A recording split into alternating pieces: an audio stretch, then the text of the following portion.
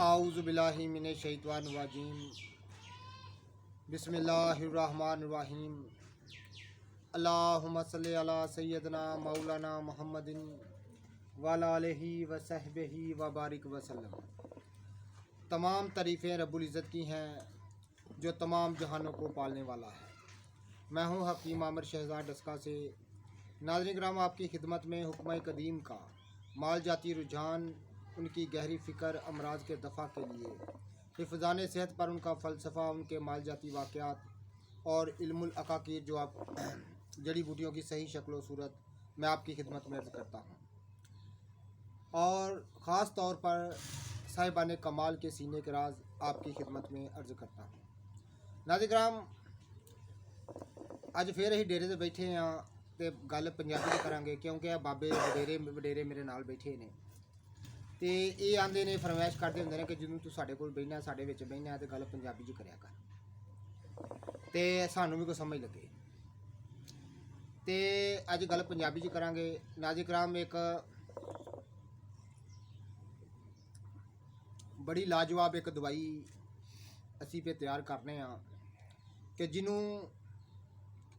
जिहदी दुनिया में तलाशी है, जिन्हों दुनिया लभदी है, जिन्हों दुनिया तलाश करती है, जी दवाई एक तैयार करने पे ऐ तुसीं वेंदे हो पे कि एक कुजी दे विच, हाँ एक कूजा गली दे विच, इनू हिकमत की जुबान चाहते हैं कूजा गली। एक कूजा गली दे विच ही बंद करके रखीए तो हुण इनू असी उपले जिहड़े खानगी ने, यानी हत्थां नाल बनाए हुए जिहड़े गोबर के उपले हुंदे ने, उन्हां नाल इनू अग देना है।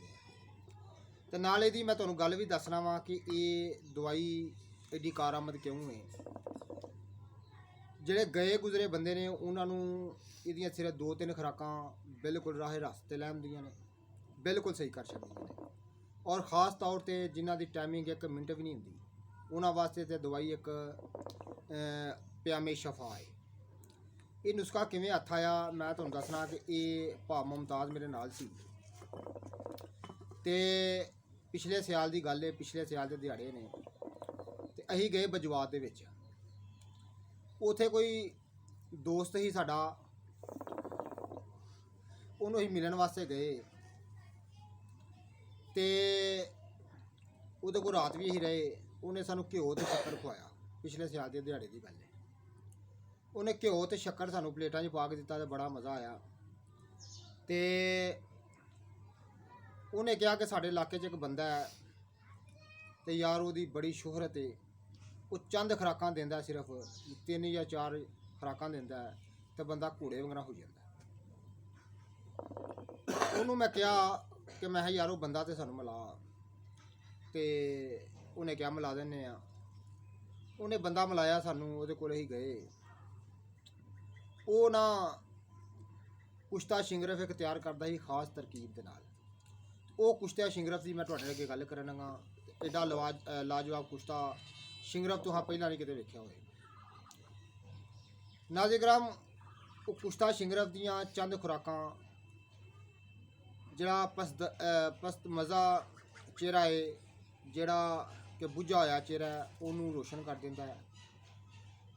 अजावां दे विच एक नई शमा रोशन हो जाती है उहदे खाण नाल। खून की कमी इंज पूरी करता है कि जिवें गल छड्ड दिओ, और कुवत बाहर इंज सही करता है। मर्दाना ताकत खुल के आउंदी है, शहवत इहदे नाल पूरी होंदी है। और ख़ास तौर पर जिहड़े सुरते अनजाल के मरीज़ ने, सुरते अनजाल आते हैं, जिहड़े बंदे छेती फारग हो जाते हैं उन्होंने सुरते अनजाल आते हैं, वो वास्ते बड़ी लाजवाब चीज़ है। तो ये कुश्ता शिंगरफ जिहड़ा है ये किवें वो बंदा तैयार करता है, उन्हें सानूं सारी गल दसी।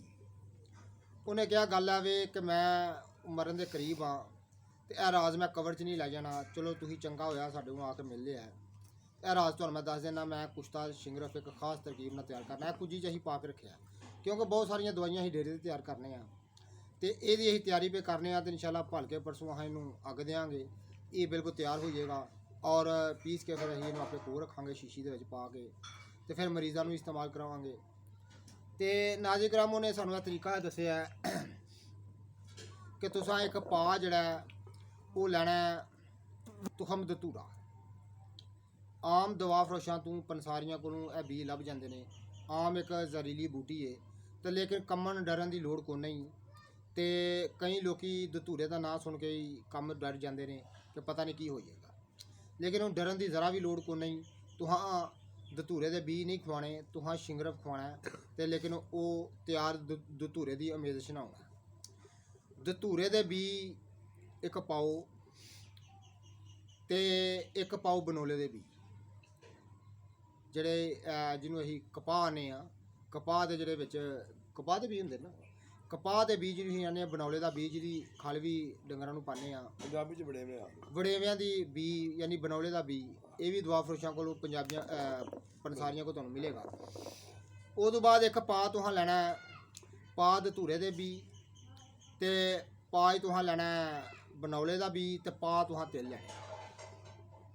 ਇਹ ਤਿੰਨੇ ਚੀਜ਼ਾਂ ਜਿਹੜੀਆਂ ਨੇ ਤੁਹਾਂ ਬਰੀਕ ਪੀਸ ਲੈਣੀਆਂ ਨੇ, ਤੇ ਬਰੀਕ ਪੀਸਣ ਤੋਂ ਬਾਅਦ ਤੁਸਾਂ ਇਹਨਾਂ ਨੂੰ ਮਾੜਾ ਜਿਹਾ ਪਾਣੀ ਦਾ ਛੱਟਾਂ ਦੇ ਕੇ ਨਾ, ਮਾੜਾ ਜਿਹਾ ਪਾਣੀ ਦਾ ਛੱਟਾ ਦੇ ਕੇ ਤੇ ਚੰਗੀ ਤਰ੍ਹਾਂ ਰਗੜਨਾ, ਤਾਂ ਕਿ ਇਹ ਗੁੰਨੇ ਹੋਏ ਆਟੇ ਵਗੈਰਾ ਹੋ ਜਾਏ।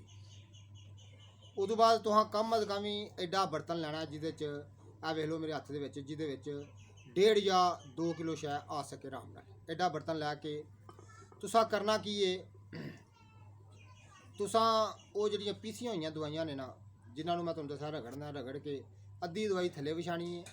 ਉੱਤੇ ਤੁਹਾਂ 2 ਤੋਲਾ ਸ਼ਿੰਗਰਫ ਦੀ ਡਲੀ ਰੱਖਣੀ ਹੈ।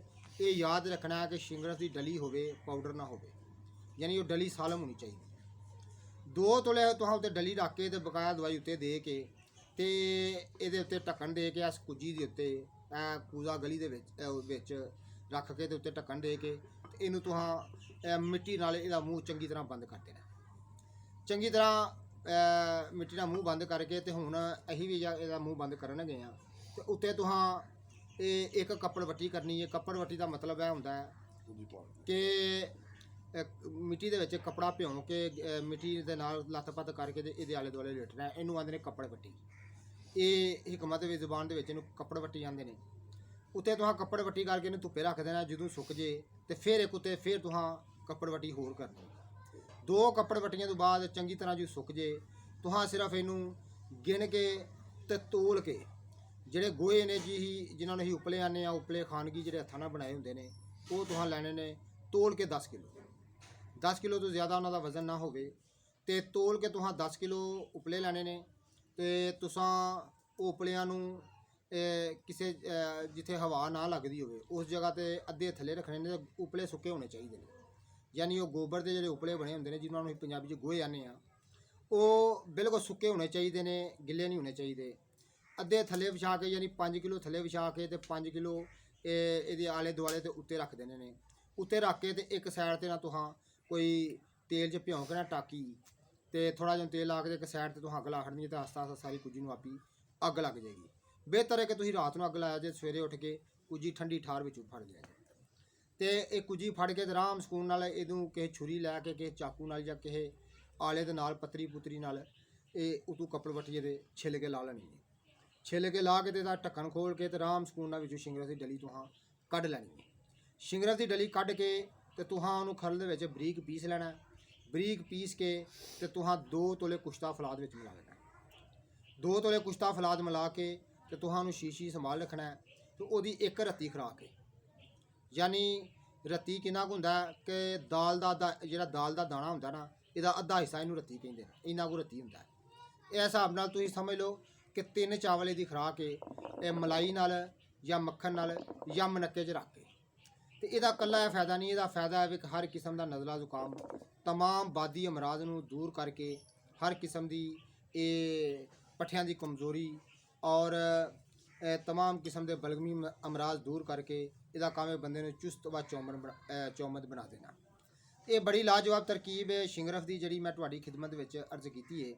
ਤੇ ਜਿੰਨੇ ਵੀ ਮੇਰੇ ਦੋਸਤ ਅਹਬਾਬ ਚੈਨਲ ਤੇ ਨਵੇਂ ਨੇ, ਇਹ ਚੈਨਲ ਨੂੰ ਸਬਸਕ੍ਰਾइब ਜ਼ਰੂਰ ਕੀਤਾ ਕਰੋ और बेल आइकन जरूर प्रेस किया करो और कमेंट करके हमारी रहनुमाई जरूर किया करो।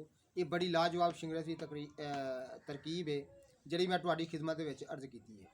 तो शिंगरफ जरूर बनाया जे, ये तो चंगा शिंगरफ बड़े घट लभदे ने। ये बंदा समझ लो 100 साल वो उम्र ही जिन्हें नुस्खा समझ दिता है, तो उन्हें सारी जिंदगी नूं अपने हत्थां नाल बनाया है और हज़ारां ते लखां मरीज़ां ते उन्हें इस्तेमाल किया है। तो बड़ा लाजवाब उसका रिजल्ट ही ਤੇ ਬੜੀ ਆਲਾ ਤਰੀਨ ਚੀਜ਼ ਬਣਦੀ ਏ ਇਹ ਕੁਸ਼ਤਾ ਸ਼ਿੰਗਰਫ ਜਿਹੜਾ ਹੈ। ਤੇ ਇਹੋ ਜਿਹੀਆਂ ਤਰਕੀਬਾਂ ਖਾਸ ਤੌਰ ਤੇ ਜਿਹੜੇ ਕਾਬਲ ਲੋਕ ਨੇ, ਜਿਹੜੇ ਕਮਾਲ ਵਾਲੇ ਲੋਕ ਨੇ, ਉਹਨਾਂ ਦੇ ਸੀਨੇ ਦੇ ਰਾਜ਼ ਖਾਸ ਤੌਰ ਤੇ ਤੁਹਾਨੂੰ ਮੈਂ ਦੱਸਦਾ ਰਹਿਣਾ ਵਾਂ ਇਸ ਵਾਸਤੇ ਕਿ ਤੁਸੀਂ ਇਹਨਾਂ ਚੀਜ਼ਾਂ ਕੋਲ ਫਾਇਦਾ ਉਠਾਓ ਤੇ ਬੜੀਆਂ ਲਾਜਵਾਬ ਚੀਜ਼ਾਂ ਨੇ। ਲੋ ਮੈਨੂੰ ਹੁਣ ਇਜਾਜ਼ਤ ਦਿਓ, ਅੱਲਾ ਹਾਫਿਜ਼। ਦੋ ਸ਼ੇਰ ਵੀ ਸੁਣਾ ਲਈ ਇਹਨਾਂ ਦਾ ਇਹ ਬਾਬੇ ਹੋਰੀ ਮੀਆਂ ਸਾਹਿਬ ਦੇ। ਆਂਦੇ ਨੇ ਕਿ ਦੋ ਸ਼ੇਰ ਵੀ ਮੈਂ ਸੁਣਾਣੇ ਨੇ ਪੰਜਾਬੀ ਦੇ ਵਿੱਚ, ਇਹਨਾਂ ਕੋਲ ਸੁਣੋ ਜੀ।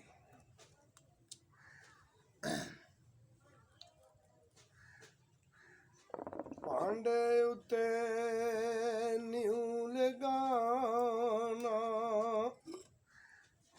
ਤੇ ਕੀ ਬੰਦਿਆ ਤੇਰੀ ਦਨਾਈ,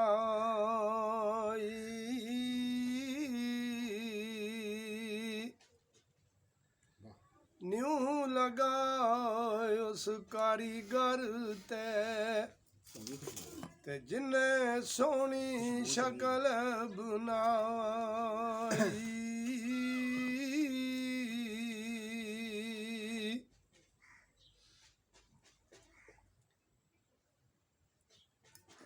ਦੋ ਸ਼ੇਰ